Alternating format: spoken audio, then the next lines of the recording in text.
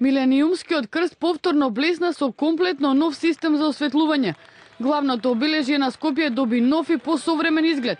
Овој свечен чин беше проследен со молитва и осветување од страна на поглаварот на МПЦ господин Стефан и свештеници од Скопската епархија. Новото осветлување во вредност од 198.000 евра и е донација од страна на компанијата Balkan Energy Group, како и рускиот донатор Леонид Лебедев. Это без преувеличения две братски. Без преувеличување. Тие се две братски земји. Тие се обединети со заедничко културно и духовно наследство.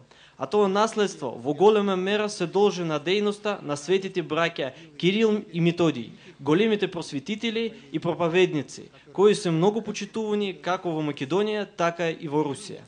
Освен осветлувањето на крстот во тек се и други градежни работи, започнувајќи од жичарата па се до внатрешното уредување на оваа атрактивна локација во Скопје.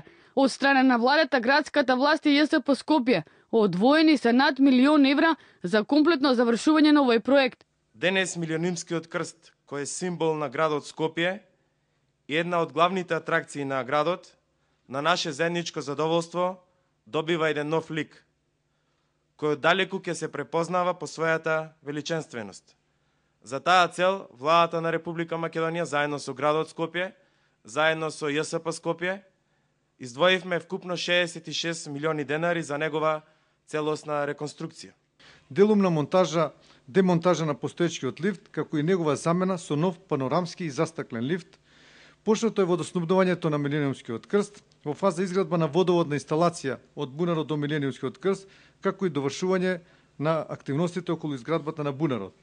Комплетно е опремен ресторанот во самата основа на крстот и во наредниот период се очекува и негово пуштање во употреба. Замената на осветлувањето и ремонтот на металната конструкција почна лани во септември, а заврши во јануари годинава. Со замена на старите светилки ќе се намалат трошоците за одржување, а рокот за експлоатација на новиот систем за осветлување ќе биде најмалку 15 години.